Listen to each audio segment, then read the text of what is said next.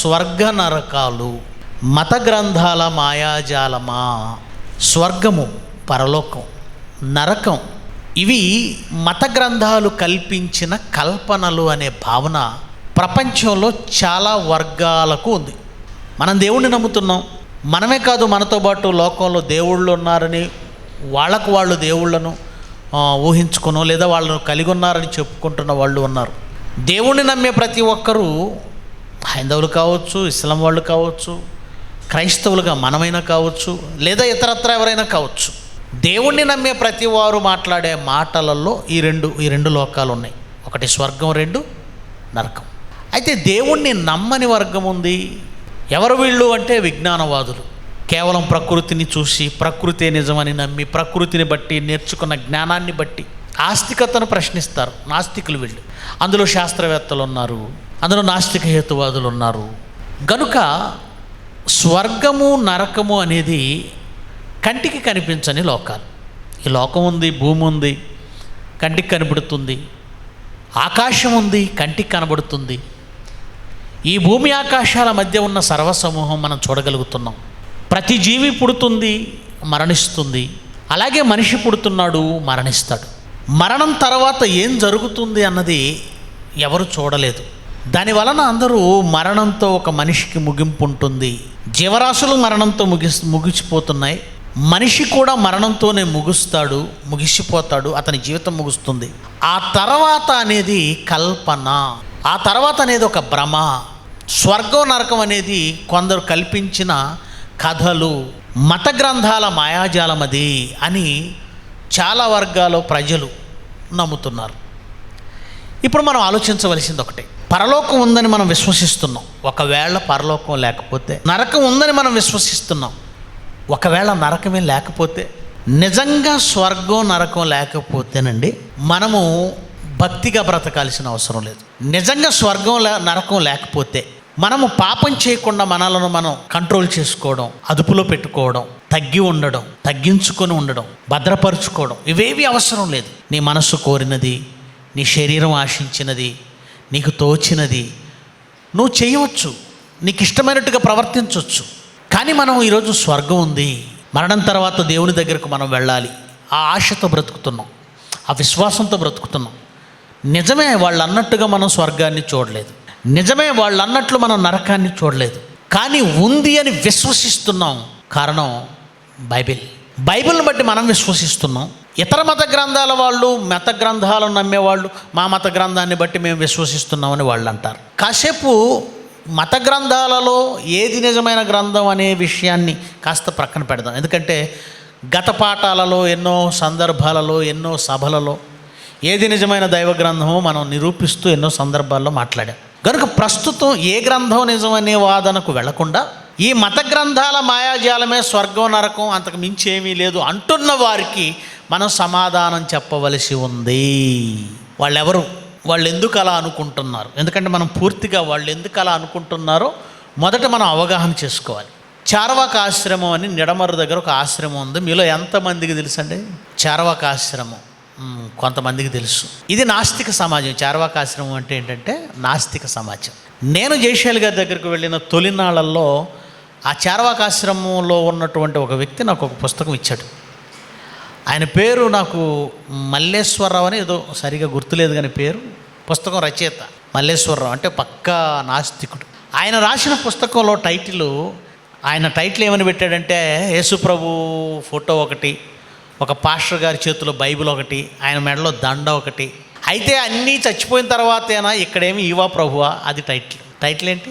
అయితే అన్నీ చచ్చిపోయిన తర్వాత పరలోకంలోనేనా, ఇక్కడైతే ఏమి ఇవ్వవా అని టైటిల్ పెట్టి ఎక్కడో ఏదో ఉందని నమ్మిస్తూ, జాగ్రత్తగా వినండి, ఎక్కడో ఏదో ఉందని నమ్మిస్తూ, వంచిస్తూ, అనేకులను మోసం చేస్తూ, మీరు మాకిస్తే మీకు పరలోకంలో ఇస్తాడు అని క్రైస్తవులు లేదా సేవకులు కొన్ని కోట్ల మందిని మోసం చేస్తున్నారు. అది ఆ పుస్తకం యొక్క సారం. మీరు భూమి మీద మాకు ఇవ్వండి దశంభాగాలు, సేవకులు ఏదంటారో అది చెప్తున్నాడు అతను ఆ పుస్తకంలో. మీరు మాకు దశంభాగాలు ఇవ్వండి, మీరు మాకు అర్పణలు ఇవ్వండి, తొలి పంట ఇవ్వండి, ఇలాంటివెన్నో సేవకులు అందరూ తీసుకుంటున్నారు. మరి మేము ఇవన్నీ ఇచ్చినందుకు ఏంటి అని అంటే మీకు పరలోకం వస్తుంది అంటున్నారు కనబడేటట్టు బతికొండగా ఏమి ఇయ్యడా మీ దేవుడు? అర్థమైందా మీకు? కనబడేటట్టు బ్రతికొండగా ఏమి ఇవ్వడా? క్రైస్తవులే కాదు, ఈ ప్రపంచంలో దేవుడని చెప్పుకొని మత గ్రంథాన్ని బ్రతుకున్న ప్రతి ఒక్కళ్ళు చేసేది ఒక భయంకరమైన మోసం. అది కనబడని పరలోకం ఉందని చెప్పి, స్వర్గం ఉందని చెప్పి భ్రమింపచేస్తూ దానిపై వాళ్ళ ఆశ, వాళ్ళ మనసంతా అటు తిప్పి దాని మీద ఆశ కలిగించి ఇక్కడ దోచుకుంటున్నారు. అలా దోచుకునే వాళ్ళల్లో పూజారులు ఉన్నారు, అలా దోచుకునే వాళ్ళల్లో మత పెద్దలు ఉన్నారు, అలా దోచుకునే వాళ్ళలో క్రైస్తవ పాస్టర్లు ఉన్నారు. ఈ స్వర్గం నరకం ఏమీ లేదు, నరకం పేరు చెప్పి భక్తుల్ని భయపెడుతున్నారు, స్వర్గం పేరు చెప్పి ఆశ చూపిస్తున్నారు, మొత్తానికి వాళ్ళని ఒక భ్రమలో ఉంచి దోచుకుంటున్నారు అని పుస్తకం రాశాడు. ఏమంటే ఈ సాహిత్యం చదివిన వాడికి బుర్ర తిరిగి నిజమే కదా అనిపించేస్తుంది. మిగిలిన గ్రంథాల గురించి మనం మాట్లాడొద్దు, పక్కన పెడదాం కాసేపు. బైబిల్ అనే ఈ జ్ఞాన గ్రంథం మన చేతిలో ఉంది. అది మిగిలిన గ్రంథాలు లేదంటే మిగిలిన మతాల వలె ఇతరులు చదవకూడదు అనేటువంటి ఎటువంటి నియమ నిబంధనలు లేవు. అన్ని భాషలలో ఉంది బైబిల్, ఎవరైనా చదవడానికి వీలుగా ఉంది. మనం సులువుగా ఏం చేస్తున్నామంటే బైబిల్ను ఉచితంగా పంచుతాం. క్రైస్తవులు చాలా సంఘాల వాళ్ళు బైబిల్ను ఉచితంగా పంచుతారు. బైబిల్ సొసైటీ వాళ్ళ దగ్గర నుంచి బైబిల్ తెచ్చి ఉచితంగా పంచుతారు. బైబిల్ను చదివిన తర్వాత కూడా నాస్తికులైన వాళ్ళు, హేతువాదులైనటువంటి వాళ్ళు, మత ఛాందస్వాదులైన వాళ్ళు స్వర్గం నరకం ఏమీ లేదని మాట్లాడడానికి ఒక ప్రధానమైన కారణం ఉంది, గుర్తుపెట్టుకోండి. ఏంటి అనంటే బైబిల్ను చదవడం కాకుండా, బైబిల్ను గ్రహించడం కాకుండా, దేవుడేంటి బైబిల్ ఏంటి అని పరిశోధించడం కాకుండా వీళ్ళు దేనిని బట్టి ఈ నిర్ణయం తీసుకున్నారంటే కేవలం కంటికి కనిపించే క్రైస్తవుల బ్రతుకును బట్టి. ఒక విషయాన్ని నిర్ధారణ చేయాలంటే పూర్తి అవగాహన చేసుకునేంత వరకు ఒక విషయంపై కామెంట్ చేయకూడదు. పూర్తి అవగాహన ఉండాలి. కళ్ళకు కనిపించే దానిని బట్టి ఎప్పుడు కామెంట్ చేయకూడదు. క్రైస్తవులను చూసామనుకోండి, మన బ్రతుకులను చూసి దేవుడున్నాడు అనడానికి అసలు వీలు ఉండదండి. ఎందుకంటే దేవుడుంటే వీళ్ళ బ్రతుకులు ఇలా ఎందుకున్నాయి? ఎవరికైనా వచ్చే మొదటి డౌట్ ఏంటంటే క్రైస్తవులు దేవుడున్నాడు అంటారు, ఆదివారం ముసుగేసుకొని కూర్చుంటారు, ఆడవాళ్ళు అయితే, మగవాళ్ళు అయితే చేతులు కట్టుకొని కూర్చుంటారు. చర్చిలో ఉన్నంత వరకు ఆడవాళ్ళు మరియమ్మ తల్లులు, మగవాళ్ళు యేసు ప్రభువులు. రాజమౌళి దర్శకుడు కూడా సాధించలేని ఆస్కార్ అవార్డులు మన చర్చి వాళ్ళకి ఇస్తే చాలా వస్తాయి, అంత నట్లు. ఇదే క్రైస్తవులు రోడ్డు మీదకి వెళితే, బయటకు వెళితే వాళ్ళ జీవితాల్లో దేవుడున్నాడు, మేము దేవుణ్ణి తెలిసిన వాళ్ళం, మేము దేవుణ్ణి ఎరిగిన వాళ్ళం అనే ఒక విధానం వాళ్ళల్లో ఉండదు. అంటే వీళ్ళని చూస్తే అసలు వీళ్ళు దేవుడు మనుషులు, దేవుడు ఉన్నాడు, వీళ్ళని చూసి దేవుడు ఉన్నాడు అనుకునే మనిషి లేడు. బ్రతుకు అలా ఉంటుంది, బ్రతుకు విధానం అలా ఉంటుంది. గనుక దేవుడు లేడని, బైబిల్ తప్పని, స్వర్గ నరకాలు వేస్ట్ అని లోకంలో ఉన్న వాళ్ళందరూ అనుకోవడానికి గల కారణం, ప్రధాన కారణం క్రైస్తవులే మనలను బట్టి. కానీ ఆ జడ్జిమెంట్ కరెక్టా? మీరు ఆలోచిద్దాం, మనం ఆలోచిద్దాం. ఆ జడ్జిమెంట్ కరెక్టా? మనల్ని చూసి లేదా క్రైస్తవులు చూసి యేసు ప్రభువుని తప్పనొచ్చా? డాక్టర్లలో మోసగాళ్ళు ఉన్నారు, ఎక్కువ శాతం మందే ఉన్నారు. అలాగని వైద్యశాస్త్రం తప్ప? ఏమండి, జడ్జెస్లో, లాయర్లలో దుర్మార్గులు ఉన్నారు, దోచుకునే వాళ్ళు ఉన్నారు. అలాగని న్యాయశాస్త్రం తప్ప? ఆలోచించండి, తప్పేం కాదు. అలాంటప్పుడు తప్పుడు జడ్జిలను చూసి న్యాయశాస్త్రం తప్పని చెప్పవు, తప్పుడు డాక్టర్లను చూసి వైద్యశాస్త్రమే తప్పని నువ్వు అనవు. కానీ తప్పు చేస్తున్న క్రైస్తవులను చూసి బైబిల్ తప్పంటారు, ఏమంటే క్రీస్తు తప్పంటారు, బైబిల్ చెబుతున్నవి లేవంటారు. ఇదెక్కడ న్యాయం? పరిశోధన చేసావా? ఏ బేస్లో స్వర్గం నరకం లేవని నువ్వు అంటున్నావు? నీకున్న బేస్ ఏంటి? ఒక మాట చెప్పాలంటే నీకు ఒక బేస్ ఉండాలి, ఆధారం ఉండాలి. ఉంది అని బైబిల్ చెప్పినప్పుడు లేదు అనడానికి నీకున్న ఆధారం ఏంటి? పోనీ పరిశోధించావా? నీ పరిశోధన శక్తి ఎంత? ఆలోచించేద్దాం. నీ పరిశోధన శక్తి ఎంత? బైబిల్ ఎంత గొప్పదో వాళ్ళకి తెలియని కొన్ని కోణాలు. ఎందుకంటే మనం క్రీస్తు పక్షాన, బైబిల్ పక్షాన నిలబడిన వాళ్ళం క్రైస్తవులు. సమాజంలో బైబిల్కి, క్రీస్తుకి వ్యతిరేకంగా ఏ భావజాలం రూపొందుతున్నా, పెరుగుతున్నా దాన్ని ఖండించవలసిన బాధ్యత మనకుంది. ఒక భావజాలం సమాజంలో పెరుగుతుంది, అలుముకుంటుంది. అది దేవునికి భిన్నంగా, వ్యతిరేకంగా ప్రజలలో అలుముకుంటుంది అనుకోండి, దాన్ని ఖండించవలసిన బాధ్యత మనకుంది. స్వర్గం నరకం ఈ మత గ్రంథాలు సృష్టించిన మాయాజాలం, అభూత కల్పనే, నిజం కాదు అనే ఈ భావన ప్రజల్లోకి వెళుతుంది. ఒక రకంగా చెప్పాలంటే కొంతమంది దీని నుండి ఇన్స్పైర్ అయ్యి కొన్ని సినిమాలు తీశారు. మీకు తెలుసు కదండి సినిమా అనేది ఎంత ప్రభావం సమాజంలో. నా చిన్నప్పుడు ఒక టైటిల్ చూశానండి, మూవీ టైటిల్ స్వర్గం నరకం. టైటిల్, సినిమా పేరు స్వర్గం నరకం. దాని సారం ఏంటంటే నీ జీవితంలో నువ్వు నీ బంధాలు, భార్య పిల్లలు, అత్త కోడళ్ళు, మనుషులతోనూ మంచి బంధం ఏర్పరచుకుంటే లేదా కుటుంబంలో ఒకరినొకరు అర్థం చేసుకుంటే అదే స్వర్గం. ఒకరికొకరు అపార్థం చేసుకొని గొడవలు పెట్టుకొని విడిపోతే అదే నరకం. అంటే స్వర్గం నరకం ఎక్కడో లేవు. నువ్వు సృష్టించుకునే పరిస్థితులు మంచివైతే అదే స్వర్గం. నీకు నువ్వుగా తప్పులు చేసుకుని నీ చుట్టూ కష్టాల వలయం నువ్వే సృష్టించుకుంటావు, అదే నరకం. ఇంకెక్కడో లేవు, నీ చుట్టూనే ఉన్నాయి. ఒకడంటాడు నీ ఇల్లే కదా స్వర్గసీమ. నీ బంధాలతో, నీ బంధువులతో, నీ భార్య పిల్లలతో లేదా నీ తల్లిదండ్రులతో నువ్వు ఏర్పరచుకునే ఒక మంచి వాతావరణం, మంచి బంధం ఏర్పరచుకొని, మంచి వాతావరణాన్ని ఏర్పరచుకొని, గొడవలు పెట్టుకోకుండా ఒకరినొకరు ప్రేమించి, ఒకరికొకరు అర్థం చేసుకొని, ఒకరినొకరు క్షమించుకొని, ఇలాంటి పరిస్థితులను నువ్వు ఏర్పాటు చేసుకుంటే అది స్వర్గం అట. లేదు ప్రతిదానికి అపార్థం చేసుకొని, ఒకరికొకరు విభేదించి, ప్రతి చిన్న విషయాన్ని పెద్దది చేసుకొని, ఒకరినొకరు తీవ్రంగా ద్వేషించుకుంటూ, ఒకరినొకరు తీవ్రంగా అసహించుకుంటూ, అంతకు మించిన నరకం లేదు అంటాడు. అంటే వీళ్ళ దృష్టిలో ఎక్కడో స్వర్గం నరకం లేవు, భూమి మీదే ఉన్నాయి. ఒకడేమో స్వర్గం నరకం అనే లోకాల అభూత కల్పనని ఒకడంటుంటే, దానిని బట్టి కొంచెం ఇన్స్పైర్ అయిపోయి ఇంకోడేమన్నాడంటే, నిజమే స్వర్గం నరకం ఎక్కడో లేవు, వాస్తవానికి ఇక్కడే స్వర్గం నరకం. నువ్వు బాగుంటే, నువ్వు అందరితో బాగుంటే అదే స్వర్గం, నువ్వు అందరితో గొడవలు పెట్టుకుంటే అదే నరకం. మనకు తెలియని ఒక లోకం ఉంది అని బైబిల్ అంది, లేదు అని నువ్వు అంటున్నావు. ఏది కరెక్ట్ అనడానికి కొన్ని బేస్, వాళ్ళకైనా మనకైనా ఆధారం ఉండాలి. ఆధారం లేకుండా ఏ మాట చెల్లదు ఈ భూమి మీద, ఏ కోర్టులోనూ చెల్లదు.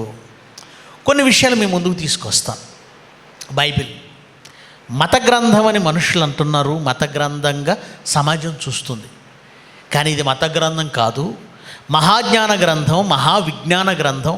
ఈ ప్రకృతికి, ప్రకృతిలో ఉన్న జీవరాశికి, ఆ జీవరాశిలో రారాజుగా వెలుగుతున్న మానవ జాతికి ఇది ఒక చక్కటి మాన్యువల్. బైబిలు చెప్పిన స్వర్గం నరకం ఒకవేళ అభూత కల్పనలు అయితే బైబిల్ తప్పవ్వాలి, అంతే కదండి. బైబిల్ తప్పైతేనే అభూత కల్పనలు మాట్లాడుతుంది. స్వర్గం నరకం అనేది అభూత కల్పన అంటే బైబిల్ తప్పు చెప్పింది, అంటే బైబిల్ తప్పుడు పుస్తకం. బైబిల్ తప్పుడు పుస్తకం అని నువ్వంటే, బైబిల్ చెప్పినవన్నీ వాస్తవాలని సైన్స్ నిరూపించే ఎన్నో ఆధారాలు ఈ ప్రపంచంలో చాలా ఉన్నాయి. బైబిల్ రైట్ అనడానికి చాలా చాలా చాలా ఆధారాలు ఉన్నాయి. బైబిల్ ఏం చెప్పింది చూద్దాం. కనబడని స్వర్గం, కనబడని నరకం గురించి మాట్లాడింది. ఓకే, అది నిజమో కాదో తెలియాలి అంటే బైబిల్ మాట్లాడిన మరికొన్ని విషయాలను ఆలోచన చేద్దాం. బైబిల్లో ఈ ఆకాశం క్రిందున్న భూగోళం పైన ఉన్న దేశాలు, ఆ దేశాలు ఏ సముద్రాల మధ్య ఉన్నాయో ఆ సముద్రాలు, భూమిపై ఉన్న భౌగోళిక పరిస్థితుల గురించి బైబిల్ మాట్లాడింది. బైబిల్లో టైగ్రిస్, యూఫ్రటీస్ అనే 2 నదులు ఆది కాండంలోనే, అది కూడా ఏదైనా తోటలోనే ప్రారంభమయ్యాయి అని బైబిల్ చెప్పింది. బైబిల్ చెప్పిన ఈ యూఫ్రటీస్, టైగ్రిస్ అనే ఈ 2 నదులు ఇప్పటికీ సమాజంలో అనగా ప్రపంచ పటంలో ఉన్నాయి, ఇప్పటికీ ఉన్నాయి. బైబిల్ చెప్పిన నదులు ప్రపంచంలో ఉన్నాయి. అంటే బైబిలు కల్పితం చెప్పిందా, ఉన్నది చెప్పిందా? ఎందుకంటే బైబిల్ చెప్పిన 2 నదులు ఉన్నాయి, ఇప్పటికీ ఉన్నాయి. తర్వాత అరారాతు పర్వతాలపై నోవాహు ఓడ నిలిచింది అంది. అరారాతు అనే ఈ పర్వతాలు అభూత కల్పన. నిజంగా భౌగోళికంగా అరారాతు పర్వతాలు ఉన్నాయా? అరారాతు పర్వతాలు ఉన్నాయి. ఎక్కడున్నాయి? టర్కీ దేశంలో ఉన్నాయి. కేవలం అరారాతు పర్వతాలు ఉండడమే కాదు, ఆ అరారాతు పర్వతాలపై నోవాహు నివసించిన లేదా జలప్రళయంను తప్పించుకోవడానికి నోవాహుతో పాటు ఆయన కుటుంబం, జీవరాశులు వెళ్ళి ప్రయాణించిన ఓడ అరారాతు పర్వతాలపై నిలిచిందని బైబిల్ చెప్పింది. బైబిల్ చెప్పిన ఈ వాస్తవం ఇప్పటికీ సజీవ సాక్ష్యంగా అరారాతు పర్వతాలపై నోవాహు ఆర్క్ ఓడ యొక్క శిథిలాలు ఇప్పటికీ అక్కడ సజీవ సాక్ష్యాలుగా ఉన్నాయి. తర్వాత ఎర్ర సముద్రం గురించి బైబిల్ చెప్పింది. ఎర్ర సముద్రం అనేది ఈ భూగోళంలో ఎర్ర సముద్రం అనేది ఉందా, లేక ఎర్ర సముద్రం అనేది ఒక అభూత కల్పన? మీరే చెప్పాలి. ఎర్ర సముద్రం అనేది ఉంది, అభూత కల్పన కాదు. ఆ ఎర్ర సముద్రము అవతల ఐగుప్తు దేశం అనేది ఒకటి ఉందని, ఐగుప్తు దేశాన్ని ఫరోలు పరిపాలించారని బైబిల్ చెప్పింది. హిస్టరీలోనికి వెళ్ళిపోతే ఫరోల పరిపాలన నిజం, ఆ ఫరోల కాలంలో పిరమిడ్లు కట్టిన మాట నిజం, ఆ ఫరోల కాలంలో మోషే అనే ఒక నాయకుడి నాయకత్వంలో ఇశ్రాయేలీలు మరి ఎర్ర సముద్రాన్ని దాటుతున్నప్పుడు ఆ ఫరో సేనలు సముద్రంలో మునిగిపోయాయన్న మాట నిజం. ఈ మాట బైబిల్ చెప్పింది. వాస్తవం ఏంటంటే ఎర్ర సముద్రపు అడుగు భాగాన ఫరో యొక్క రథాలు ఎన్నో, ఆ శిథిలాలు ఎన్నో ఎప్పటికీ ఎర్ర సముద్రం అడుగు భాగాన ఉన్నాయి. శాస్త్రవేత్తలు వాటిని కనుగొన్నారు. వాటి ఫోటోలతో సహా బయటికి రావడం అనేది మీరు ఎన్నో సోషల్ మాధ్యమాల్లో చూశారు. ఏమండి, ఎన్నో మాధ్యమాల్లో చూశారు. ఇవి భూగోళానికి సంబంధించినవి. ఇక కొన్ని విషయాలు చెప్తాను. బైబిల్లో కొన్ని జీవరాశుల గురించి వ్రాయబడిందండి. బైబిల్లో కొన్ని జీవరాశుల గురించి యోబు గ్రంథం 41వ అధ్యాయము 1వ వచనం నుంచి, నీవు మకరమును గాలముతో బయటికి లాగగలవా? మకరము అనగానే ఏదో క్రోకోడైల్ అనుకోకండి. మనకు అర్థం కాక చాలామంది క్రోకోడైల్ మొసలి అనుకున్నారు. మకరం అంటే మొసలి వాస్తవానికి. కానీ ఈ గ్రంథంలో చెబుతున్న జంతువు యొక్క వివరణ చూస్తే ఆశ్చర్యం అనిపిస్తుంది. ఆ వివరణ ఏంటో కాస్త చూడగలిగితేనండి, బెస్తవారు 6వ వచనం కూడా నేనే చదువుతానమ్మా, వేగంగా చూడండి. బెస్తవారు దానితో వ్యాపారం చేయుదురా? వారు దాన్ని తునకలు చేసి వర్తకులతో వ్యాపారం చేయుదురా? దాని ఒంటి నిండా ఇనప సోలములు గుచ్చగలరా? దాని తల నిండా చేపాలుగులు గుచ్చగలరా? దాని మీద చెయ్యి వేసి చూడము, దానితో కలుగు పోరు నీవు జ్ఞాపకం చేసుకునేలా మరలా అలాగు చేయకుందువు. దాన్ని చూసినప్పుడు మనుషులు దాన్ని వశపరుచుకుందుమన్న ఆశ విడిచెదరు. ఏమండి, మొసలి దేహంలో ఏమండి ఇనప సోలములు గుచ్చలేరా? గుచ్చగలరా? గుచ్చగలరు. మనుషులు దాన్ని వశపరుచుకోలేరా? ఖచ్చితంగా పట్టేసుకుంటారు. దాన్ని కంట్రోల్ చేయలేరా? ఖచ్చితంగా చేస్తారు. ఏంటి, దాంతో గెలవలేరా? ఖచ్చితంగా గెలుస్తారు. ఇక్కడ నువ్వు గెలిచే నీటిలో బురదలో ఉండే మొసలి గురించి మాట్లాడుతున్నాడు అనుకుంటున్నావేమో. ఆయన మాట్లాడుతున్న ఆ జీవో తెలుసా? ఆల్రెడీ జైశాలి గారు సుమారుగా 2004 సంవత్సరంలోనే ఈ జీవి ఏదో చెప్పేశారు. ఏ జీవి అది? డైనోసార్.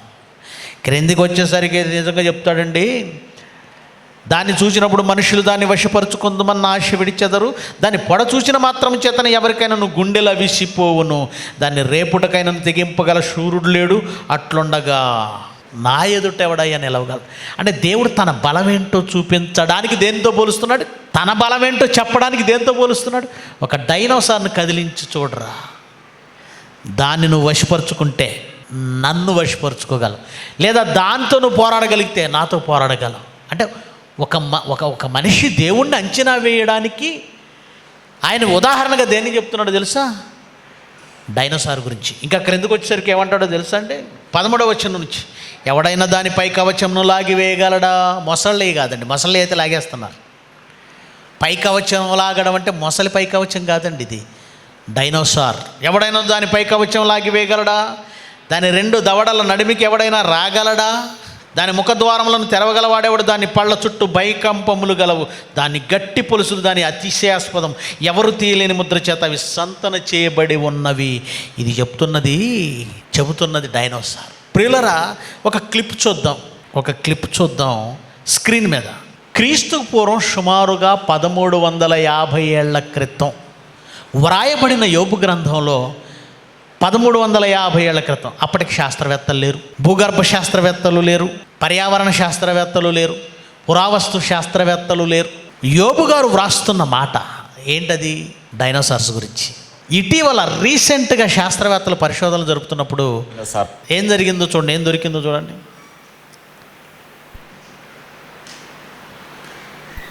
ప్రపంచంలోనే అత్యంత పురాతన డైనోసార్లకు సంబంధించిన అస్థిపంజరం బ్రెజిల్లో లభ్యమైంది. 23.3 కోట్ల సంవత్సరాల క్రితం నాటిదిగా దీన్ని భావిస్తున్నారు. బ్రెజిల్ దక్షిణ ప్రాంతంలోని రియో గ్రాండే దో సుల్ రాష్ట్రంలో భారీ వర్షాలు కురవగా భూమి సహజ కోతకు గురై డైనోసార్ల శిలాజాలు బయటపడ్డాయి. వాటి గురించి ఆసక్తికర విషయాలను ఈ కథనంలో చూద్దాం.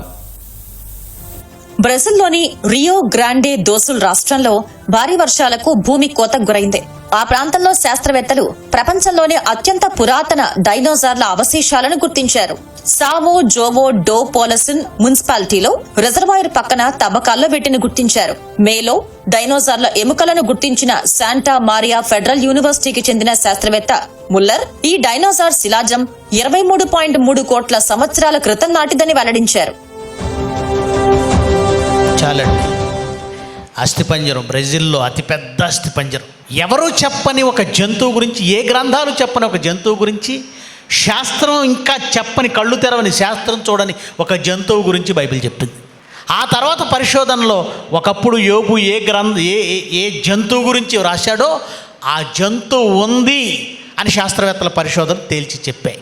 అంటే మనిషి చూడని దానిని బైబిల్ ఉందని ఒకటి చెబితే అది నిజమై ఉందా లేదా? ఉందా? ఉంది. మనిషి చూడలేదు, ఇప్పుడున్న మనుషులు చూడలేదు, ఇప్పుడున్న శాస్త్రం చూడలేదు, ఇప్పుడున్న సమాజం చూడలేదు. పోనీ 1000 సంవత్సరాల క్రితం వాళ్ళు చూశారంటే చూడలేదు. పోనీ 2000 సంవత్సరాల క్రితం వాళ్ళు చూశారా అంటే చూడలేదు. నిజం చెప్పాలంటే యోబు కాలంలో కూడా ఇవి లేవు. కానీ దేవుడు రాయించాడు. అంటే మనుషులు చూడని ఒక విషయాన్ని దేవుడు రాయించాడు. బైబిల్ చెప్పింది. బైబిల్ చెప్పిన ఒక విషయం మనుషులు చూడకపోయినా ఆ తర్వాత కాలంలో పరిశోధనల్లో బయటపడి ఇప్పుడు ఒప్పుకుంటున్నారు. ఏమని అనంటే డైనోసార్స్ ఉన్నాయి.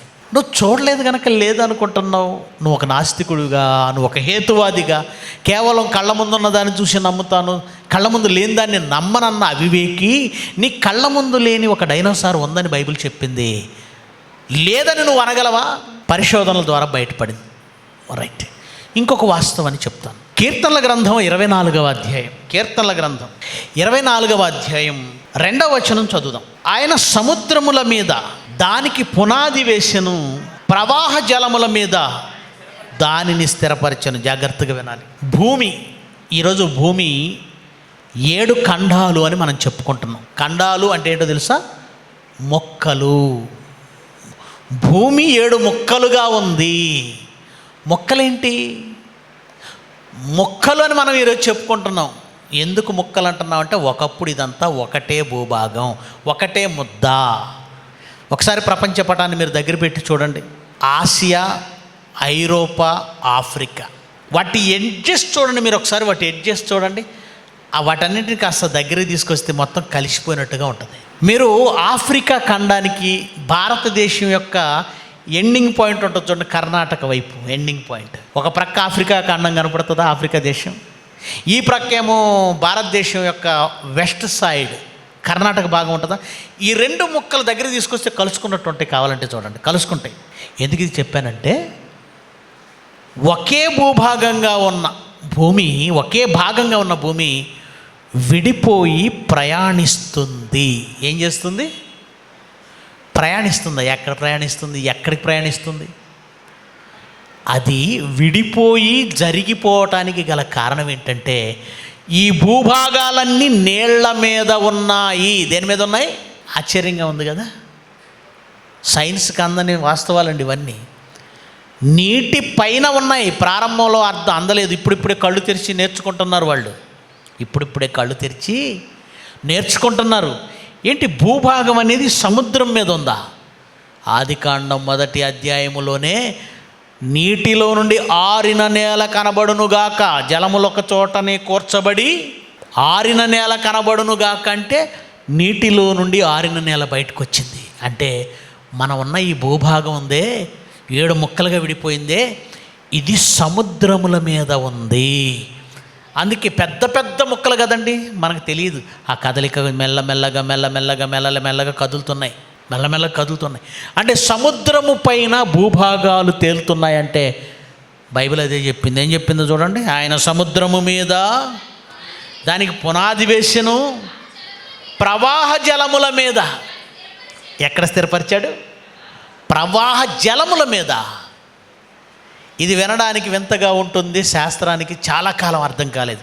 కానీ ఇప్పుడు ఒక నిజం బయటకు వచ్చిందండి. ఆ నిజం ఏంటో ఒకసారి మరొక న్యూస్ వేస్తారు చూడండి. మరొక న్యూస్. భూమి క్రింద ఏం కనుగొన్నారట? మహాసముద్రాన్ని కనుగొన్న శాస్త్రవేత్తలు. భూమి కింద మహాసముద్రం ఉందా? భూమి ఉపరితలం కింద దాగి ఉన్న నీటి విశాలమైన రిజర్వాయర్ భూమి ఉపరితలము క్రింద దాగి ఉన్న నీటి విశాలమైన రిజర్వాయర్ను ఇల్లినాయిస్లోని ఇవాన్స్టన్లోని నార్త్ వెస్ట్రన్ యూనివర్సిటీ పరిశోధకులు కనుగొన్నారు. భూగర్భ జల వనరు భూమిపై ఉన్న అన్ని మహాసముద్రాల కంటే 3 రెట్లు పెద్దదిగా ఉన్నట్లు అంచనా వేశారు. భూమి ఉపరితలం నుండి 700 కిలోమీటర్ల దిగువన ఉన్న ఈ నీటి శరీరం భూమి భూగర్భ శాస్త్రాన్ని అర్థం చేసుకోవడానికి కొత్త మార్గాలను తెరిచింది. ఇప్పుడు వాళ్ళకు మార్గాలు తెరుచుకున్నాయట, కళ్ళు తెరుచుకున్నాయట. ఏంటి, భూమి అనేది మహాసముద్రం పైన ఉందట. మనకేం తెలుసు? 7 భూభాగాలు 5 మహాసముద్రాలు, ఇదే తెలుసు. కానీ ఆయన మాట్లాడుతున్నది ఏంటంటే ఈ భూభాగాల క్రింద మహాసముద్రం ఉంది, దానిపైనే ఈ భూభాగాలు తేలుతున్నాయి. ప్రవాహ జలముల మీద ఆయన దానిని స్థిరపరిచాడు. ప్రియులరా, ఇది నాస్తికులు కళ్ళతో చూసారా? చూడగలరా? చూడలేదు కనుక దాని గురించి వాళ్ళు మాట్లాడలేదు. శాస్త్రవేత్తలు చాలా కాలం తర్వాత కనుగొన్నారు. కానీ బైబిల్ అందే కీర్తనల గ్రంథం అంటే క్రీస్తు పూర్వం సుమారు ఎన్ని సంవత్సరాలు? 1000 ఏండ్ల క్రితం, 1000 సంవత్సరాల క్రితం. భూగోళం ఏమంటే ఎక్కడో స్వర్గం నరకం గురించి ఇంకా చెప్పలేదండి. ఇంకా ఎక్కడున్నాడు ఆయన? భూమి దగ్గరే. భూమి చుట్టూ, భూమి లోపల, భూమి క్రింద, భూమి మీద ఉన్న వాటిని నువ్వు సరిగా చూడలేదు. అది తెలుసుకో ఫస్ట్. ఏం చూడలేదు? భూమి మీద సరిగ్గా చూడలేదు, భూమి క్రింద సరిగ్గా చూడలేదు, భూమి పైన సరిగ్గా చూడలేదు. నువ్వు చూడనివి ఉన్నాయని కొన్ని వేల సంవత్సరాల క్రితం చెప్పింది బైబిల్. అది నిజమని నిరూపిస్తున్న ఇప్పుడున్న శాస్త్రవేత్తల పరిశోధనలు. ఇంకొక వీడియో క్లిప్ చూపించే ముందు ఒక వాక్యం చదువుతాను, ఎందుకంటే ముందు వాక్యం చూపించాలి. కీర్తనల గ్రంథం 148వ అధ్యాయం 4వ వచనం. పరమాకాశములారా, ఆకాశము పైనున్న జలములారా. ఎక్కడున్నాయట జలాలు? ఆకాశము పైనున్న జలములు. ఈ భూభాగము క్రింద మహాసముద్రాలు ఉన్నాయని, మహాసముద్రముపై భూమిని స్థిరపరిచాడని 24వ కీర్తనలో చెప్పిన దేవుడు 148వ కీర్తనకు వచ్చేసరికి ఆకాశము పైనే ఉన్నాయి. ఇది శాస్త్రవేత్తలు ఊహించలేరండి. ఈ నాస్తిక హేతువాదులు చూడలేరు. మత గ్రంథంగా కొన్నాళ్ళు కొట్టి పడేసినా ఆ తర్వాత కళ్ళు తెరుచుకొని వాళ్ళు ఏమంటున్నారో జయశాలి గారు చెప్తున్నారు. ఆ వీడియో క్లిప్ ఒకసారి వేయండి. భూమి కంటే అంతరిక్షంలో 140 ట్రిలియన్ రెట్లు ఎక్కువ నీరు. ఆదికాండం 1వ అధ్యాయము 6వ వచనము నుండి 8వ వచనం వరకు. మరియు దేవుడు జలముల మధ్య ఒక విశాలము కలిగి, సముద్రము మీద ఉన్న జలములు, ఆకాశమందు ఉన్న జలములు. ఆ జలములంటే ఆకాశమును పిలువబడుతున్న నీలంగా కనబడే మహాసముద్రాలు. మరి దేవుడు బైబిల్లో వాళ్ళకంటే ముందు రాయించాడు. బైబిల్ ఎవరో చదవక, బైబిల్ ఎవరో నేర్చుకొనక డమ్మిస్ అయిపోయి ఉన్నారండి ప్రపంచ క్రైస్తవులు. బైబిల్ అనే ఈ పదునైన 2 అంచుల ఖడ్గాన్ని పట్టుకుంటే ప్రపంచంలో ఏ ఒక్కరూ కూడా క్రైస్తవుల ముందు నిలవలేరండి. చాలండి ప్రియులరా, 3 విషయాలు మీ ముందు తీసుకొచ్చాను. మొదటిది, డైనోసార్స్ ప్రపంచానికి తెలియకముందు బైబిల్ చెప్పింది. 2, ఈ భూభాగము క్రింద మహాసముద్రం ఉంది. అది శాస్త్రవేత్తలు చెప్పకముందు బైబిల్ చెప్పింది. ఈ విషయాలు బయటపడకపోతే, ఏ విషయాలు డైనోసార్ గురించి అయినా, లేదంటే భూగర్భం క్రింద ఉన్నటువంటి మహాసముద్రం గురించి అయినా, లేదంటే అంతరిక్షంలో ఉన్న మహాజలాలు, వీటి గురించి అయినా శాస్త్రం ఇప్పటికీ పరిశోధించి తెలుసుకొనకపోయి ఉంటే, శాస్త్రం దృష్టిలో, నాస్తిక హేతువాదుల దృష్టిలో ఇవి బైబిల్ చెప్పిన కట్టుకథలుగానే ఉండేవి. అవునా కదా? అవును. కానీ ఇప్పుడు నిజమయ్యాయి. మనం ఏం అడుగుతామంటే, మనం ఏం ప్రశ్నిస్తున్నామంటే, బైబిల్ చెప్పిన భూభాగాలు ఉన్నాయి, దేశాలు ఉన్నాయి, నదులు ఉన్నాయి, సముద్రాలు ఉన్నాయి. బైబిల్ చెప్పినట్లుగా భూమి క్రింద నీరుంది, ఆకాశం పైన నీరుంది. బైబిల్ చెప్పినట్లుగా డైనోసార్ లాంటి జంతువులు ఉన్నాయి. ఇక బైబిల్ చెప్పిన ఏ చారిత్రాత్మకమైన సంఘటన అయినా, రాజుల గురించి, రాజ్యాల గురించి ఒకసారి చూద్దాం. బబులోను సామ్రాజ్యమైన, మాదీయ పారసీక సామ్రాజ్యమైన, గ్రీకు సామ్రాజ్యమైన, రోమా సామ్రాజ్యమైన, ఇవి బైబిల్ చెప్పిన లోకాన్ని ఏలిన మహాసామ్రాజ్యాలు. ఈ మహాసామ్రాజ్యాల హిస్టరీ బైబిల్ చెప్పింది. అది ఉన్నదా లేనిదా కాదనగలరా ఎవరైనా? అందుకే జయశాలి గారు బైబిల్ను తప్పు పట్టగలిగిన మగాడు ఉన్నాడా అని అంటున్నాడు. తప్పు పట్టగలిగిన వాళ్ళు ఉన్నారా? బైబిల్ చెప్పిన ఇన్ని విషయాలు ఉన్నాయని రుజువైన తర్వాత బైబిల్ మరో విషయం చెప్పింది. అదేమిటంటే, నువ్వు చూడని మరో లోకం ఉంది, మరో 2 లోకాలు ఉన్నాయి.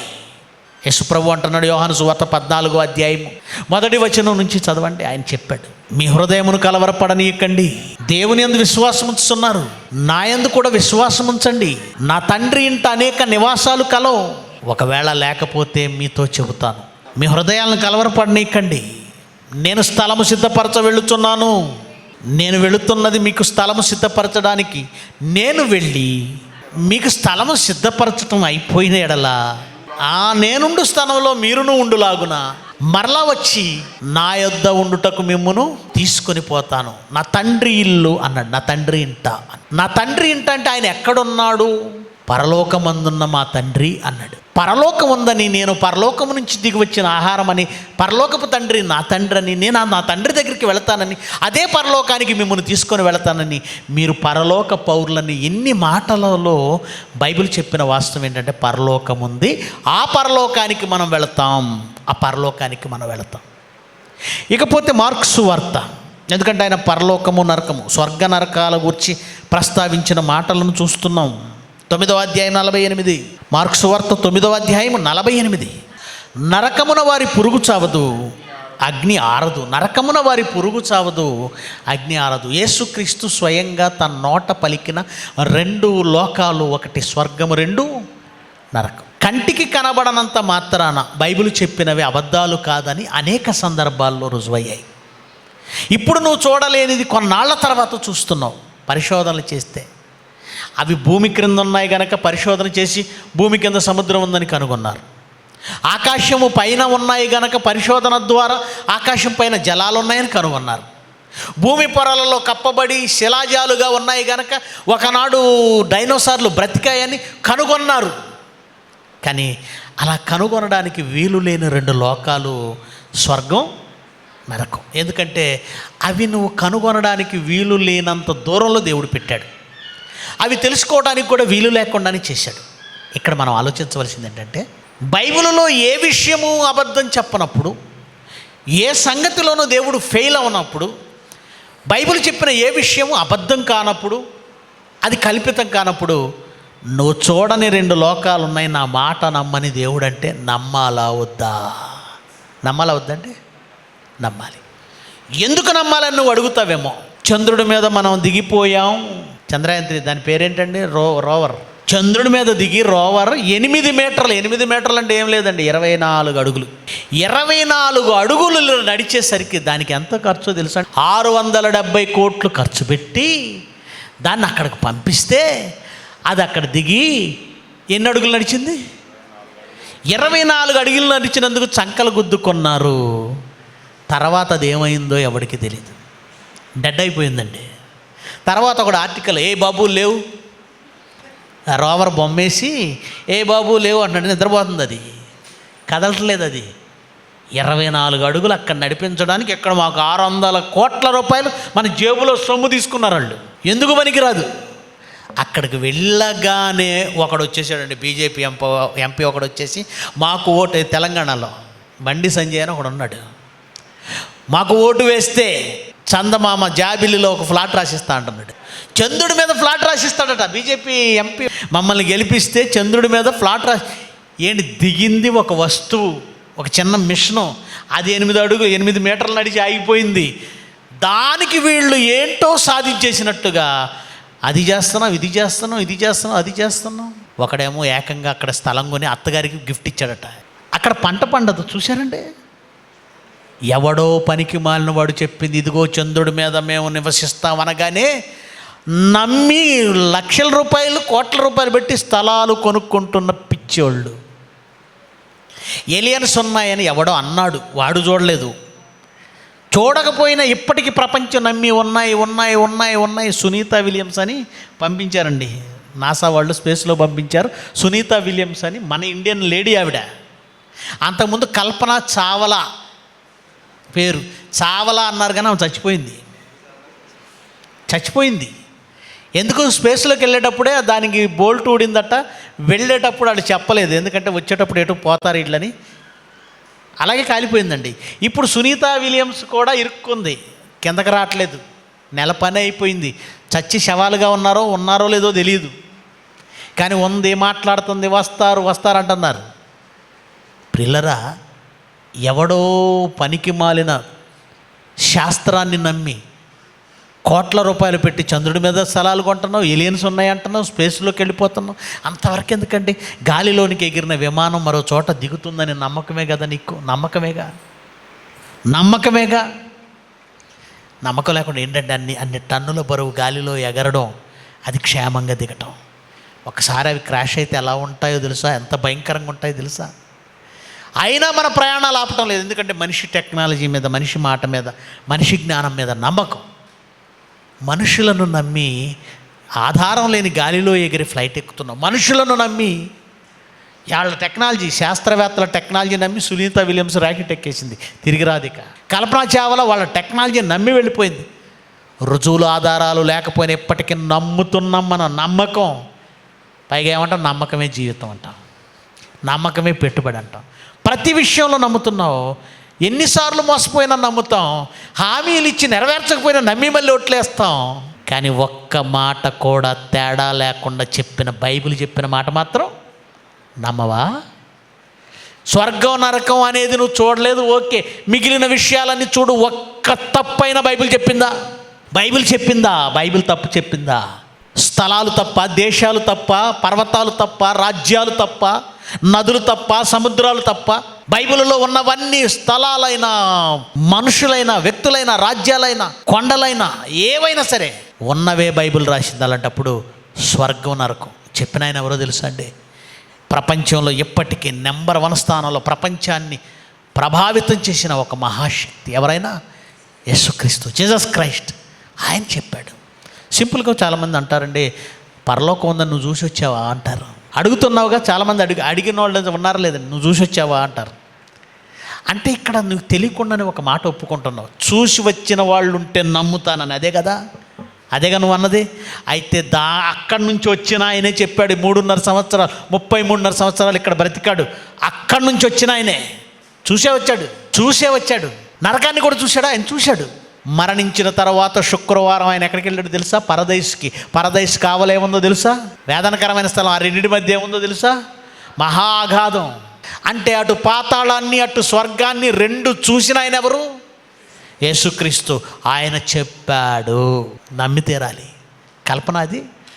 అలా అనుకుంటే ఆయన చెప్పిన మాటలో ఏది కల్పన? ఇది కల్పన అనడానికి. గనుక నమ్మని నాస్తికులు, నమ్మని హేతువాదులు, నమ్మని శాస్త్రవేత్తలు, నమ్మని ప్రకృతి సంబంధులు మనం సంధించే ప్రశ్నలకు సమాధానం చెప్పలేరు. ఈరోజు వాళ్ళు చేస్తున్న నూతన ఆవిష్కరణలే బైబిల్ నిజమనడానికి ఆధారాలుగా నిలిచాయి. వాళ్ళ రాళ్లతో వాళ్ళ పళ్ళే ఓడగొట్టుకుంటున్నారు. ఈరోజు వాళ్ళు చేస్తున్న పరిశోధనలే బైబిల్ గొప్పదని తేల్చి చెప్పేస్తున్నాయి. బైబిల్ ఒకనాడు చెప్పిన సంగతులన్నీ ఇప్పుడు వాళ్ళు కళ్ళు తెరిచి చెప్తున్నారు. బైబిల్ చెప్పినవే.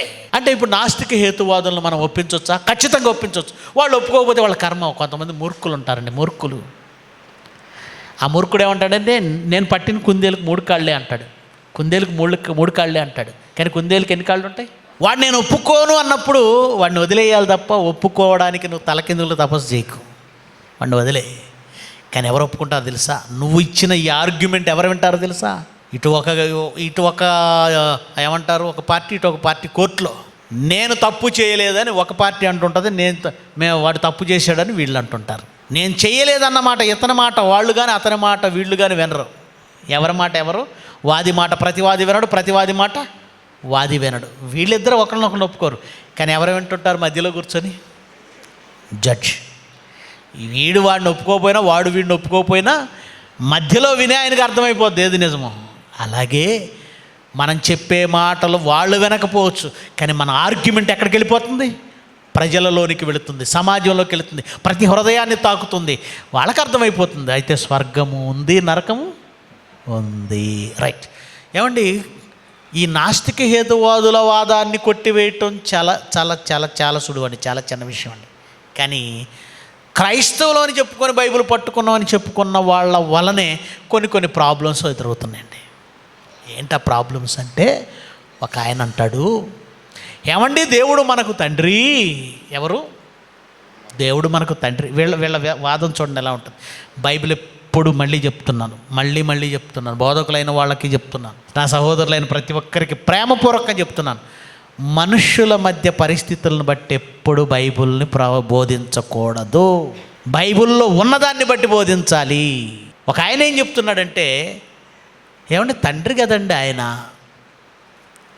ఏ తండ్రి అయినా పిల్లల్ని చంపుకుంటాడా?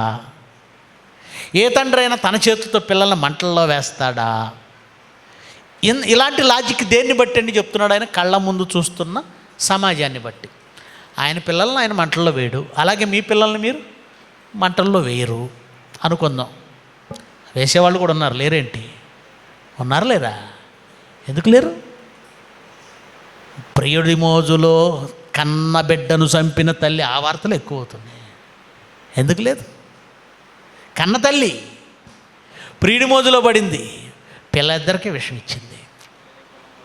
కన్న తండ్రి అమ్మో పక్కనే భార్యని పిల్లల్ని చంపి కారులో పెట్టి తోసేసి యాక్సిడెంట్గా చిత్రీకరించాడు.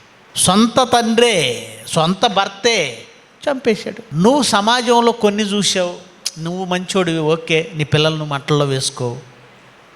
నువ్వు మంచిదాని, ఓకే, నీ పిల్లలు మంటల్లో వేసుకోవు, నువ్వు మంచిదాని, ఓకే. దీనిని బట్టి నువ్వు ఆలోచించి, తండ్రి అయిన వాడు ఎవడైనా మంటల్లోకి దోస్తాడా? ఆయన మనల్ని ఎందుకు మంటల్లో దోస్తాడులే, మనకంటే మంచి తండ్రి ఆయన, అంతే కదండి. మనం ఇచ్చే సర్టిఫికేట్ ఏంటి? ఆయన మనకంటే మంచి తండ్రి, 100% ఆయన మనకంటే మంచి తండ్రి. మనమే మన పిల్లల మంటల్లోకి తోయినప్పుడు ఆయన తోయడం ఏంటండి? అది కూడా అండి కలకాలమా, ఎల్లకాలమా, ఎల్లప్పుడూనా, యుగయుగాలునా, ఇదేదో కల్పితాం అని అనిపించింది అతనికి. అనిపించి మెల్లగా ఒక కల్పన మొదలుపెట్టాడు. ఏంటా కల్పన? ఏమండి, లోకాసువార్త 16వ అధ్యాయము 19వ వచనం నుంచి వ్రాయబడిన ధనవంతుడు లాజరు సందర్భం ఉందే, అదండి ఉపమాన ఉదాహరణ చెప్పాడు. కానీ నిజంగా మనల్ని నరకంలోకి వేయడం, నరకం అనేది ఏమీ లేదండి. ఏంటంటే అది ఒక ఉదాహరణ అంతే, జస్ట్ ఉదాహరణ, మనలో భయం కలిగించడానికి. నిజంగా లేదండి అని ఒక ఆయన మొదలుపెట్టాడు. వాళ్ళు ఎవరు అని అంటే యెహోవా సాక్షులు అని ఉన్నారండి. వీళ్ళు నరకమేమీ లేదు. మరి ఇక్కడ ఉంది కదా, యేసుప్రభు అన్నాడు కదా, నరకమున వారి పురుగు చావదు. అబ్బే అదేం కాదండి, నరకం అని అంటే ఆయన భక్తిగా ఉండడానికి, భయపెట్టడానికి ఆయన ఉదాహరణగా చెప్పాడు తప్ప నిజానికి నరకం లేదు అని ఒక తప్పుడు బోధ మొదలైంది. దీనికి వాళ్ళు ఇంకొక రెఫరెన్స్, రోమపత్రిక 8వ అధ్యాయము 1వ వచనం. చెప్పాను కదండి, నాస్తిక హేతువాదుల వాదాన్ని అయినా చాలా సులువుగా కొట్టేయచ్చు, కానీ వేలికేస్తే కాలికేసి, కాలికేస్తే వేలికేసి మేధావులు, అప్రమేధావులు ఎవరనుకుంటున్నారు మీరు? బైబిల్ బోధించే బోధకులు. తమ వాదాలను ఒప్పనిపించుకోవడానికి ఎన్ని రకాలుగానైనా తిప్పుతారు. మరి ఏం చేద్దాం? ఎవరి దృష్టిలో వాళ్ళ కోణం రైటే, మరి ఏం చేద్దాం? రెఫరెన్స్ చూడండి, ఎలాంటి రెఫరెన్స్ చూపిస్తున్నాడు. 8వ అధ్యాయం 1వ వచనం. కాబట్టి ఇప్పుడు క్రీస్తు యేసునందు ఉన్న వారికి నరకం ఎక్కడిది? యేసుప్రభుని నమ్ముకుంటే నరకం లేదని ఒక ఆయన అంటున్నాడు. క్రీస్తు యేసులో ఉన్నావా? ఏ శిక్షావిధి లేదు అంటే నరకం ఎక్కడిది? శిక్షావిధి లేదు. ఏమంటే నిజంగా ఆలోచించండి. మొదట ప్రారంభంలో చెప్పాను మీకు, నిజంగా నరకం అనేది లేకపోతే నేను ఎందుకండి ఇక్కడ బోధ చేయడం? నరకం లేకపోతే ఎందుకండి? నా ఇష్టం, నాకు ఎవరి మీద కోపం ఉందో వాళ్ళని పొడి చేస్తా, నాకు ఇష్టమైన బంగారం ఎక్కడుందో దోచుకుంటా, నేనేం చేయాలంటే అది చేద్దాం, నరకం లేదుగా. ఈ బోధతో సమాజాన్ని ఎటు తీసుకెళ్తున్నాం? మనుషులు ఏమైపోతారు? కొంచెమైనా జ్ఞానం ఉందండి వాళ్ళకి? కొంచెమైనా? నరకం లేదా? ఒప్పుకోవాలి. నువ్వు ఒప్పుకోకపోతే నీ కర్మది, రేపు వెళ్ళాక తెలుస్తుంది ఉందా లేదా అని. ఇంకంతకుమించి ఏం చెప్పలేము. ఏమన్నాడు ఆయన? ఏమన్నాడంటే, ఏ తండ్రి అయినా తన పిల్లలను తన చేతులతో మంటల్లో వేసుకుంటాడా? దేవుడు మనకంటే ప్రేమ కలిగిన తండ్రి తన పిల్లలను తన చేతులతో ఎందుకు నరకంలో వేసుకుంటాడు? మరి ఏం చేస్తాడయ్యా? ఏం చేస్తాడు? చనిపోయిన వాళ్ళంతా ఏమైపోతారు? ఏం చేస్తాడు అంటే, వాళ్ళు చెప్తున్న బోధ ఏంటంటే, యేసుప్రభు 2వ రాకడలో వచ్చినప్పుడట చచ్చిపోయిన వాళ్ళు అందరూ లేస్తారట. అందరూ లేస్తారు, నిజమే లేస్తారు, రైటే. 144,000 మంది పరలోకం వెళతారట. ఎంతమంది? మరి అదేం లక్కీ సంఖ్య ఏమో కాదు, అర్థం కాలేదు. దేవుడికి లక్కీ నెంబర్ అది. 144,000 మంది ఎవరు అంటే, వాళ్ళట స్త్రీ సాంగత్యమున అపవిత్రం కాలేదట, కొత్త కీర్తన నేర్చుకున్నారట, వాళ్ళు మాత్రమే పరలోకంలో ఉంటారట. మిగిలిన వాళ్ళందరట క్రొత్త ఆకాశం ఒకటి, క్రొత్త భూమి ఒకటి సృష్టిస్తాడట, అది శాశ్వతంగా ఉంటుందట, ఇక్కడే ఉండిపోతారట. ఎవరు? తప్పు చేసిన వాళ్ళ నీతిమంతులైనా అనీతిమంతులైనా ఇక్కడే ఉండిపోతారట. అంటే కయ్యూను కూడా లేస్తాడు. యేసుప్రభు వచ్చినప్పుడు కయ్యూను కూడా లేవాలి, లేచి ఇక్కడే ఉంటాడు మనతో పాటు. మనం కూడా లేచి ఎంత భక్తిగా బ్రతికి మనం కూడా లేచి మనం ఎక్కడ ఉంటామంటే మనం కూడా ఇక్కడే ఉంటాం. సరిపోయింది. తమ్ముడిని చంపిన కయ్యూను లేచి ఇక్కడే ఉంటాడు. బంగారం తాకట్టు పెట్టి చెవులి తాకట్టు పెట్టి నరసరావుపేటలో చర్చి కట్టి నువ్వు లేచి ఆడి పక్కనే ఉంటావు. ఇంకెందుకు మనం ఇంత భక్తి బతకడం? అర్థమైందా? ఈ బోధ ఎలా ఉందో మీకు అర్థమైందా? గనుక ఇప్పుడు మనం తేల్చవలసింది ఏంటంటే, ఈ క్రొత్త ఆకాశం క్రొత్త భూమి ఏంటి, శిక్షా విధి లేదని అంటున్నాడు, ఇదేంటి? ఆలోచిద్దాం. ప్రేమని దేవుని పిల్లలారా, మొదట తండ్రి ప్రేమ కలిగిన వాడే. మనం కూడా అంత ప్రేమ కలిగిన తండ్రి శాశ్వతంగా ఆ అగ్నిజ్వాలల్లో మన ఆత్మలు ఎలా ఉంచుతాడు, ఎలా ఉంచగలడు? అదే కదా రైట్. దానికి ఎక్కువ చెప్పనండి, చాలా సింపుల్ లాజిక్లో చెప్పేస్తాను, జాగ్రత్తగా వినండి. ఏమండి, మంగళగిరి దగ్గర ఎన్ఆర్ఐ అనే ఒక హాస్పిటల్ ఉంది. నేను చూసిన దాన్ని కాబట్టి అక్కడ నుంచి నేను తాడికొండ ప్రాంతానికి దాని ప్రక్కగా ఒక రోడ్డు ఉంటే వెళుతున్నానండి. అక్కడ ఒక పెద్ద గోడౌన్లాను ఒక ఫ్యాక్టరీ లాంటిది ఏదో మొత్తానికి ప్రహరీలాగా కట్టి ఉంది. అందులో మామిడి చెట్లు ఉన్నాయి. ఏదో ఒక గోడౌన్ లాగా ఉండి ఏదో మంట వస్తుంది. ఇదేంటని అడిగాను. అప్పుడు వాళ్ళు చెప్పింది ఏంటంటే, హాస్పిటల్లో రోజుకు కొన్ని వేల ఆపరేషన్లు జరుగుతాయి. అందులో షుగర్ వలన కాళ్ళు చేతులు తీసేసిన వాళ్ళు ఉంటారు కదండి, కాళ్ళు చేతులు తీయాలి, లోపల అవయవాలు కొన్ని తీసేయాలి, కుళ్ళిపోయినాయి. ఇలా మానవ బాడీలో కుళ్ళిపోయినవో పాడైపోయినవో వేస్టేజో ఇవన్నీ తీసి ఆ వేస్ట్ ఎక్కడ పడేస్తారో ఎప్పుడైనా ఆలోచించారు మీరు? మనం ఎప్పుడు ఆలోచించలేదు. నేను అప్పటి వరకు ఆలోచించలేదు. మీరు అనుకుంటున్నారు మున్సిపాలిటీ దాంట్లో వేసేస్తారనుకుంటున్నారా? వేయరండి. ఆ డంపింగ్ యార్డ్లు వేస్తారా? అవి వేయకూడదు.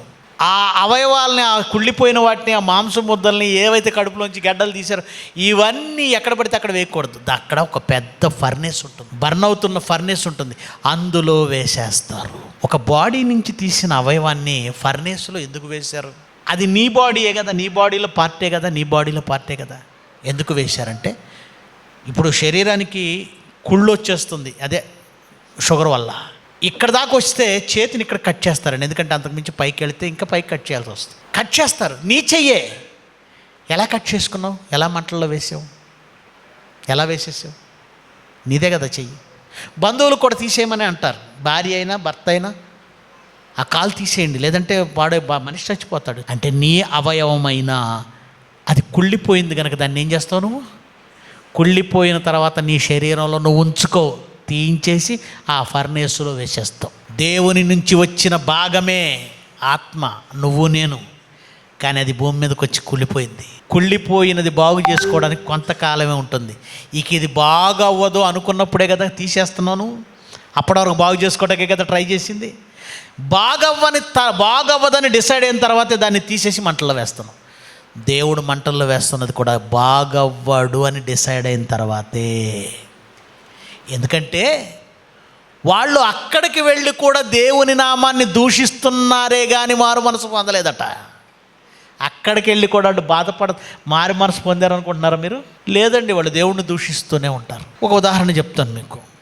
ప్రకటన గ్రంథం 16వ అధ్యాయం 8-9 వచనాలు చూద్దాం ఒకసారి. 4వ దూత తన పాత్రను సూర్యుని మీద కుమ్మరింపగా మనుష్యులను అగ్నితో కాల్చుటకు సూర్యునికి అధికారం ఇవ్వబడెను. కాగా మనుష్యులు తీవ్రమైన వేడిమితో కాలిపోయి ఈ తెగుళ్ల మీద అధికారం గల దేవునికి భయపడి, దేవుణ్ణి వేడుకొని, దేవుణ్ణి స్తుతించి, దేవునికి భయపడి అని ఉందా అక్కడ.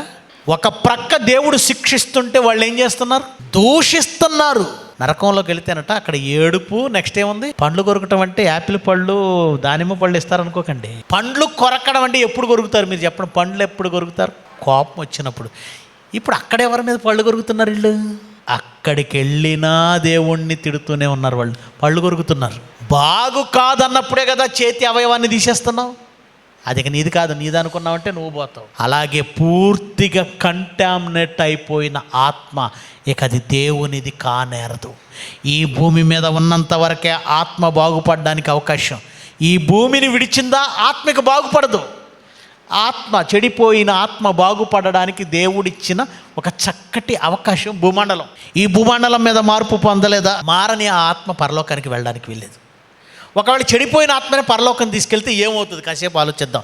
దేవుడు ప్రేమతో నా బిడ్డే కదా అనుకొని చెడిపోయిన ఈ ఆత్మను తీసుకెళ్ళాడు అనుకోండి, అక్కడికి తీసుకెళ్తే అక్కడికి వెళ్ళాక ఎంత భయంకరమైన పరిస్థితి ఏర్పడుతుందో తెలుసా? పులిసిన ముద్ద కొంచెమైనను ఇండంతా పులిసిపోద్దట. సంఘంలో చెడిపోయినాడు ఒక్కడుంటే చాలు, చేదైన వేరు మొత్తాన్ని మొత్తాన్ని మొత్తాన్ని మొత్తాన్ని నాశనం చేసేస్తాడు ఒకడు చాలు. ఇలాంటి క్యారెక్టర్ కలిగిన వాడిని పరలోకానికి రానిస్తే దేవుడికి పరలోకంలో ప్రశాంతత ఉంటుందా? గనుక దేవుడికి ప్రశాంతత లేని ఆ కుళ్ళిపోయిన ఆ ఆత్మల్ని పరలోకానికి తెచ్చుకోవడం ఎందుకు? కుళ్ళిపోయిన దాన్ని మంటల్లోనే వేయాలి, బయటికి రాకూడదు అవి.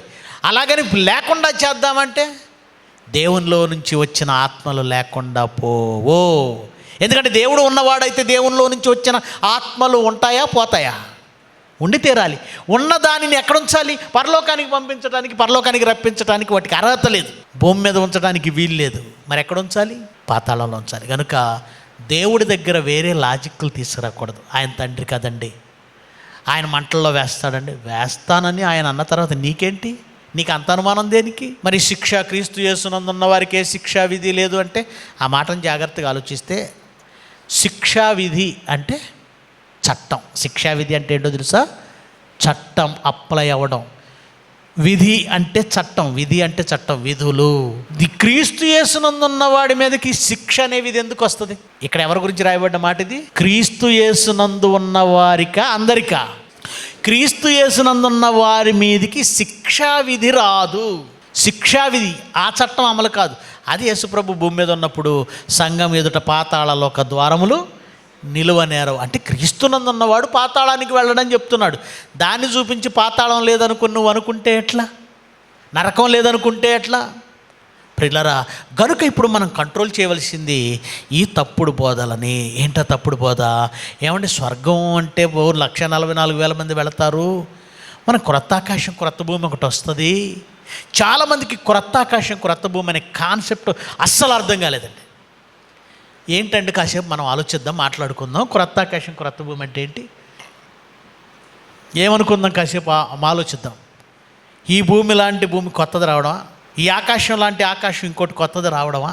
లేదంటే ఈ భూమి ఆకాశాలే మార్పు చెంది పరలోకంలో అవే కొత్త ఆకాశం కొత్త భూమి అంటున్నాడా? వాస్తవికత ఏంటో వెళదాం దాంట్లోకి.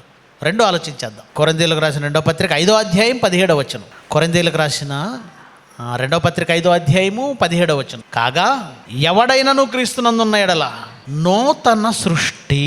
ఎవడైనను క్రీస్తునందున్న ఎడల వాడు నూతన సృష్టి అన్నాడు. నూతన సృష్టి అంటే భూమి ఆకాశాలే సృష్టి అండి. ఎవడైనను క్రీస్తునందున్న ఎడల వాడు నూతన సృష్టి. క్రొత్త ఆకాశం క్రొత్త భూమి అంటే మీరు అనుకుంటున్నట్టు, మనం అనుకుంటున్నట్టు, లేదా లోకంలో ఉన్నవాళ్ళు లేదా కొంతమంది బోధకులు చెప్తున్నట్లు అలాంటి ఆకాశం ఇంకొకటి, ఈ భూమి లాంటి భూమి ఇంకొకటి తయారు చేసి రెండవ రాకడలో ఇదిగో చచ్చిపోయిన వాళ్ళందరినీ లేపి 1,44,000 మందిని పరలోకం పంపించి మిగతా వాళ్ళందరినీ ఇక్కడ ఉంచుతాడు. ఈ బోధ తప్పండి. 1,44,000 మంది అనే ఆ సంఖ్య ఎక్కడిది ఏంటి అని అంటే, ప్రకటన గ్రంథము 7వ అధ్యాయంలో దేవుని కొరకు ముద్రింపబడిన వారి లెక్క.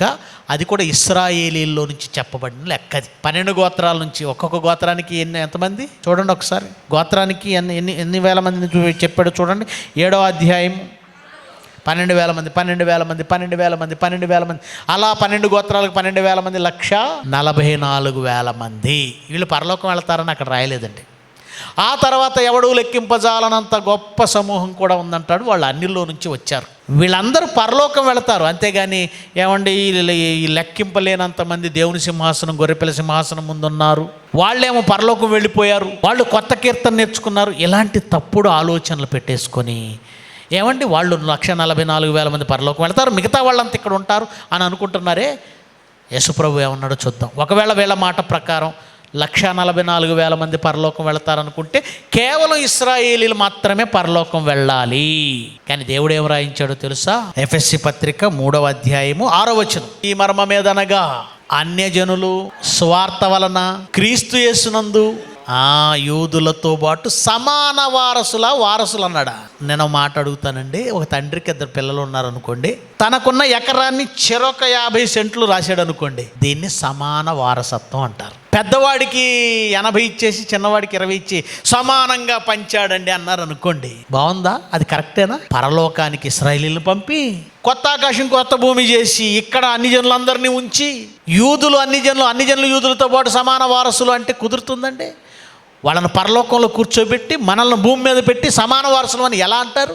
దేవుని మాట ప్రకారం అన్ని జనులు కూడా ఎక్కడికి వెళ్తారు? పరలోకం వెళతారు. తెస్సలోనిక పట్టణం అన్ని జనులు పట్టణం కాదా? పౌలు వాళ్ళ కోసం ఏం రాయించాడు?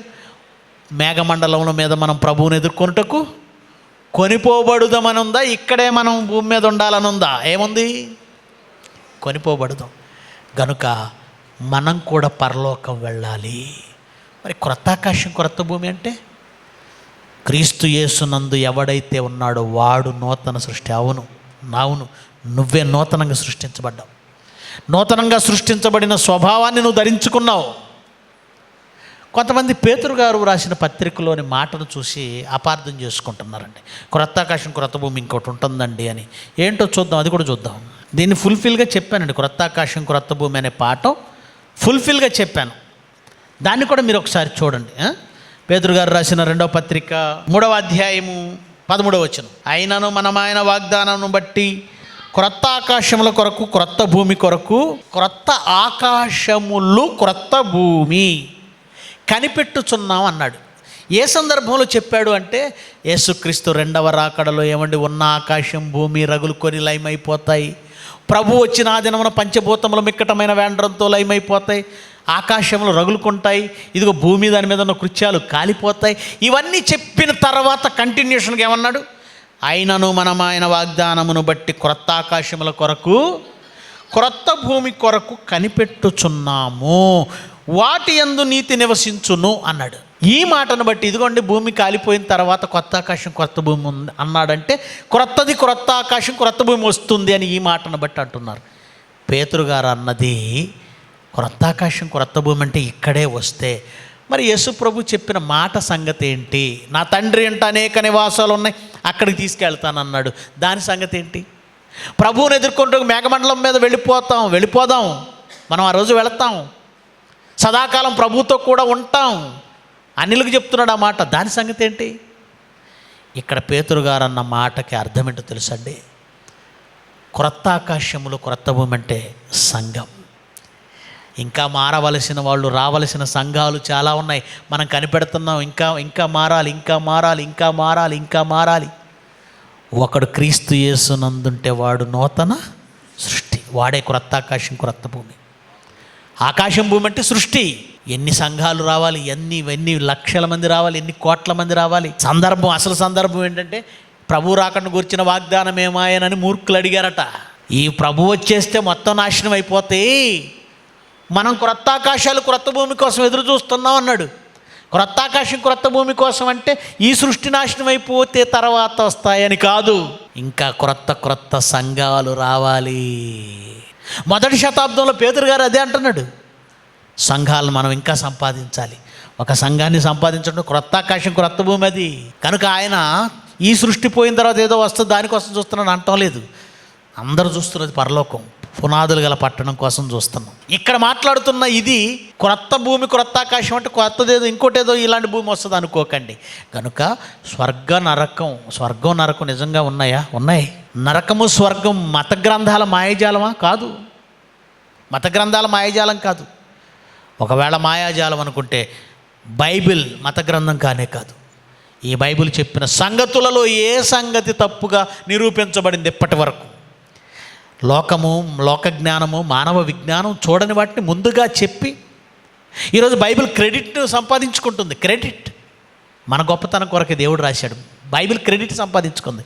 కనుక బైబిల్ చెప్పిన ప్రతిదీ కనబడుతుంది ఈరోజు వాస్తవంగా. ఒకరోజు బైబిల్ చెప్పిన స్వర్గం నరకం ఉన్నాయని వాళ్ళు చూసే రోజు ఒకరోజు ఉంది. కాకపోతే ఇక వాళ్ళు మారే అవకాశం ఆ రోజు ఉండదు. యేసు ప్రభు వచ్చిన రోజు ఆయన పొడిచిన వారు ఆయనను చూసేదారు. చూసి సర్వ శరీరులు రొమ్ము కొట్టుకుంటారు. ఆ రోజు మారే అవకాశం లేదు. కనుక ప్రియమైన దేవుని పిల్లలారా, యేసుక్రీస్తు మాటను అనుమానించి ఉన్నాయా లేవా అనే డోలాయమానంలో ఉండొద్దు. భక్తిలోకి వచ్చిన మనం కూడా ఎప్పటికీ మళ్ళీ శరీర సంబంధులను బట్టే లోకంలో వెళ్ళిపోతూ ఉంటున్నాం. బ్రతకాలి, సంపాదించుకోవాలి, ఆస్తులు కూడగట్టుకోవాలి. అప్పుడప్పుడు ఆదివారం ఒకరోజు వచ్చి వెళ్ళిపోతే సరిపోతుంది. నో, శాశ్వతం కానీ ఈ శరీర జీవితంలో శాశ్వతమైన ఆత్మజీవితం కోసం ప్రయాసపడాలి తప్ప మళ్ళీ శరీరం కోసం ఎందుకు పాకులాడాలి? ఆలోచించండి. గనుక శాశ్వతమైనది పరలోకం ఉంది. వాస్తవమైన జీవమును సంపాదించుకొను నిమిత్తము రాబోవు కాలానికి మంచి పునాది తమ కొరకు వేసుకున్నవారు. ఆ లిస్టులో మీరుండాలి. సత్క్రియలనే ధనము కలిగిన వారు, ఆ ధనములో ఇతరులకు పాలిచ్చువారు. కనుక లోకంలో మూర్ఖుడైన వాడు, జ్ఞానం లేనివాడు, బైబిల్ చదవనివాడు, వాళ్ళ మాటలు మీ మనస్సులో పెట్టుకొని విశ్వాసంలో మీరు బలహీనపడొద్దు. ఉన్నాయా లేవా అనే ఆలోచన మీ మనసులోనికి రానియొద్దు. కష్టం రాగానే దేవుడు ఉన్నాడా లేడా, ఉంటే ఇలా ఎందుకు జరిగింది అనొద్దు. కష్టాన్ని ఆహ్వానించాలి, సంతోషాన్ని ఆహ్వానించాలి.